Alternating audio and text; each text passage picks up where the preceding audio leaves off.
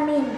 Pada kesempatan kali ini, saya akan menyampaikan pidato yang berjudul Salat adalah Tanda Syukur. Hadirin semua yang dirahmati Allah, segala puji bagi Allah yang telah memberikan segala nikmatnya terus-menerus, siang dan malam tanpa perhitungan, yang maha terjaga, yang tidak pernah mengantuk dan tidak tidur, yang maha hidup abadi dan maha memelihara semua makhluknya. Pemberiannya tidak terhitung dan terkira. Tak ada ungkapan syukur yang terucap dari lisan sang hamba yang lemah ini, melainkan ucapan Alhamdulillahi Rabbil Alamin. Salawat dan salam senantiasa tercurahkan kepada Nabi kita, pujian hati kita, kekasih hati ribuan juta muslim di dunia, Muhammad bin Abdullah, yang berbudi luhur dan mulia, nasabnya dengan semulia-mulia ucapan dan doa baginya. Allahumma sholli wa sallim wa barik alaihi wa ala alihi. Hadirin semua yang dirahmati Allah, sering kita mendengar perkataan para dai, salat itu nikmat, salat itu indah, sejuk, tenang, nyaman dan bahagia. Betulkah demikian? Anehnya, kenapa malah pada ramai-ramai meninggalkannya? Lihat di tempat keramaian. Dan waktu itu, waktu salat Jumat atau salat maghrib yang waktunya pendek. Anehnya, ramai sekali orang-orang di situ, asik dengan aktivitasnya masing-masing. Jika ditanya, apa agamamu? Jawabnya adalah Islam. Maka timbul pertanyaan, kenapa terjadi seperti itu? Pertama kali yang harus dipahami dan diinsafi sebagai seorang muslim adalah bahwa dirinya adalah seorang hamba yang diciptakan Allah, yang dikaruniai sebanyak nikmat, yang tinggal di bumi yang telah diciptakan Allah, mempunyai kewajiban untuk patuh dan tunduk pada aturan-aturan Allah, yang menyejahterakan dan menyelamatkan, sebagaimana Allah Subhanahu wa Ta'ala telah mewajibkan atas hambanya untuk melaksanakan 5 perkara.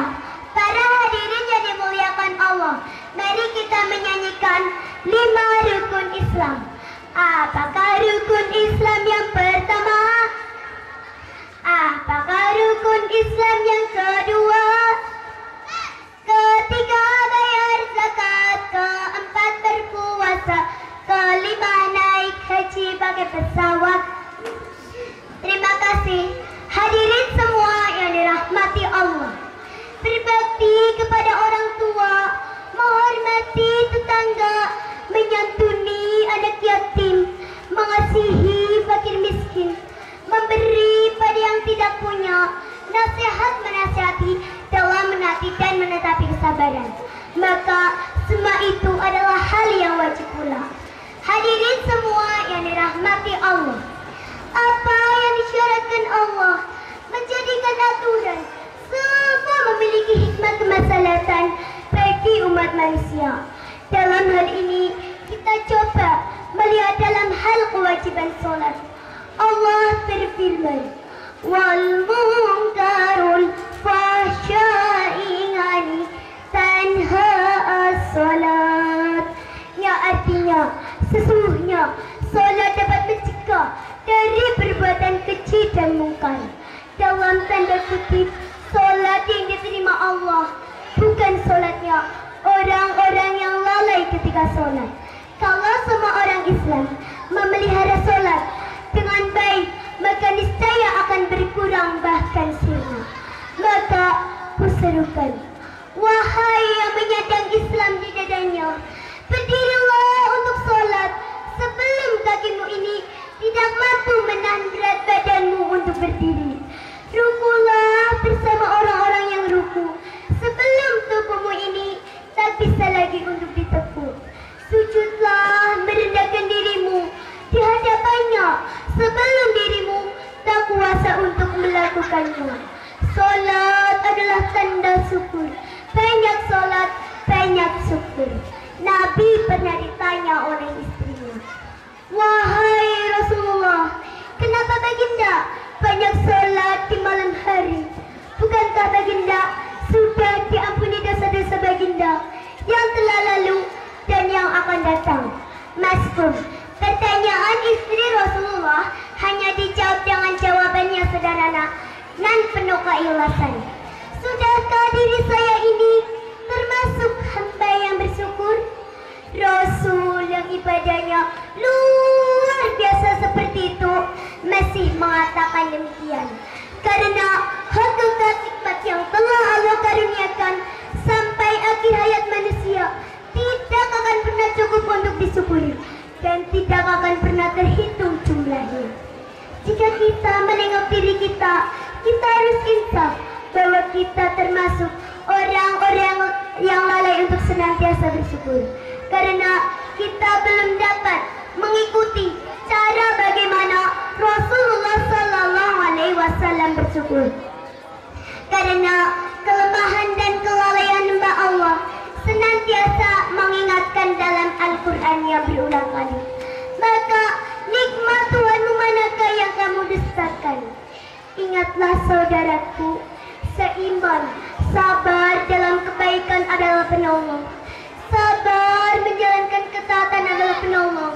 Salat yang khusyuk dan ikhlas adalah penolong. Penolong diri untuk selamat di kehidupan dunia dan akhirat. Allah Subhanahu wa Ta'ala berfirman, "Dan memohonlah pertolongan kepada Allah dengan berbuat sabar dan melakukan salat. Dan sesungguhnya salat sungguh berat kecuali bagi orang-orang yang khusyuk, hatinya tunduk pada Allah." Karena sangat pentingnya ini, Rasulullah Sallallahu Alaihi Wasallam bersabda, "Amal perbuatan manusia yang pertama kali akan diminta besok pertanggungjawaban di akhirat adalah salat." Keinsafan diri sebagai hamba yang wajib patuh dan taat adalah pemicu yang membuat orang ringan menjalankan ketaatan, terutama salat. Hadirin semua yang dirahmati Allah, marilah saudaraku, sebagai tanda syukur kita atas karunia Allah yang tak pernah cukup untuk disyukuri, kita menjalankan salat dengan baik dan tulus, karena sungguh penyesalan itu selalu berada di akhir. Maka janganlah pada diri ini menyesal selamanya ketika kita di akhirat, saudaraku. Demikian apa yang dapat saya sampaikan. Semoga menjadi ilmu yang bermanfaat. Kurang lebihnya mohon maaf. Billahi taufiq wal hidayah. Ihdinas siratal mustaqim.